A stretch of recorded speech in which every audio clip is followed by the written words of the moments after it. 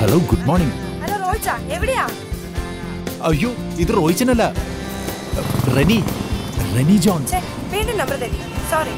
Okay okay, thank you for calling. Hello hello hello hello hello hello hello.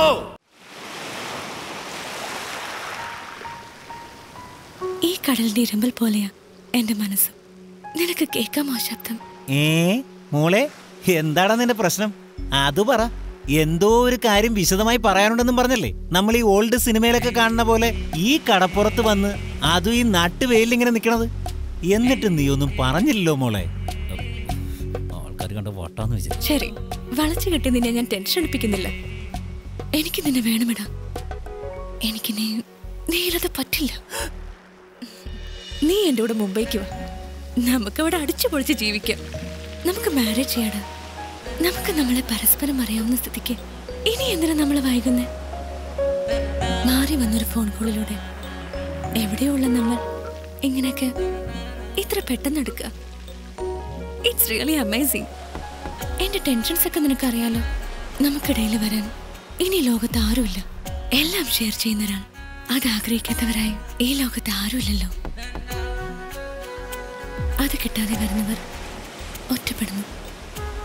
It's only natural.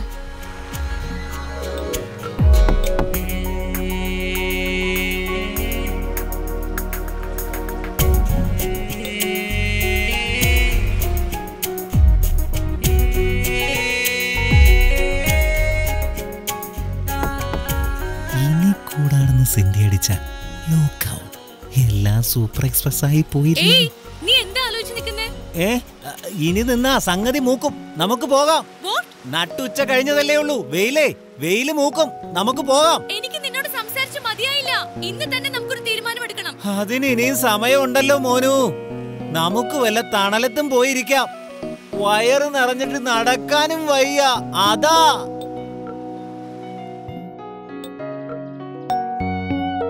ഈ അവസ്ഥയിൽ നിന്നും ഒരു മാറ്റം അതിനി ജന്മത്തുണ്ടാവൂ?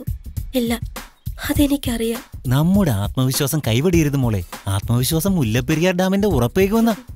ഞാൻ വളിച്ച കോമഡി പറഞ്ഞതല്ല. എല്ലാം നിന്റെ ശ്രദ്ധക്കുറവുകൊണ്ട് തന്നെയാ സംഭവിച്ചത്. പിന്നെ ജീവിതം മുന്നിൽ പരവതാനി പോലെ നീണ്ടുവർന്ന് കിടക്കുകയാണ്. ഞാൻ എന്താ ചെയ്യേണ്ടതെന്ന് നീ തന്നെ പറ.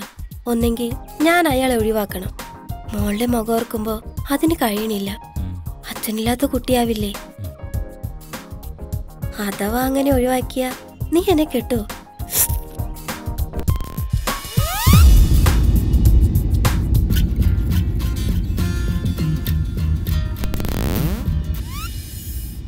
നീ ടെൻഷൻ അടിക്കണ്ട കേട്ടോ.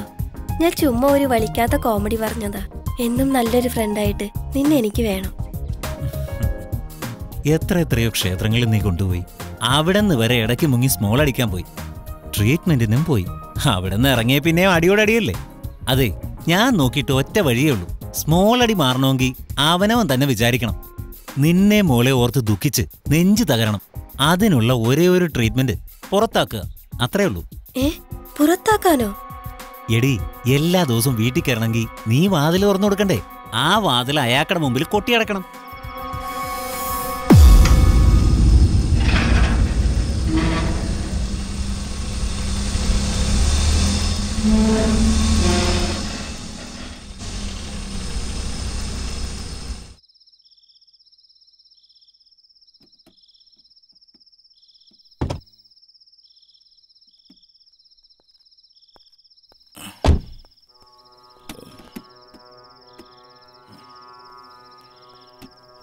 സാർ സെൻട്രൽ ലോക്ക് അല്ലേ? അതെനിക്കറിയാം. These are the memories of my life. ഞാൻ എൻ്റെ പഴയ കാർ ഓർത്തുപോയി. അതാ കാര്യം.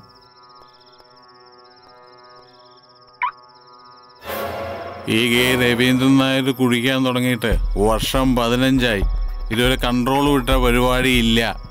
Okay okay. കഷ്ടം.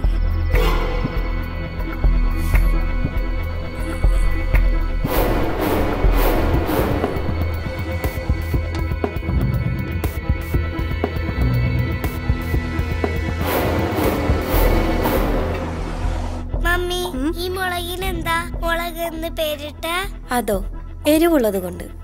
നീ അതൊന്നും എടുത്ത് കളിക്കല്ലേ മോളെ.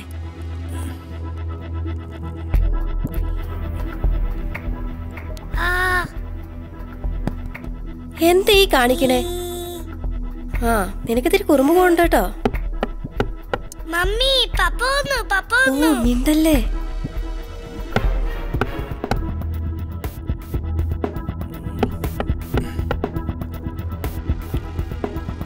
ഓ സോറി, മാറിപ്പോയി.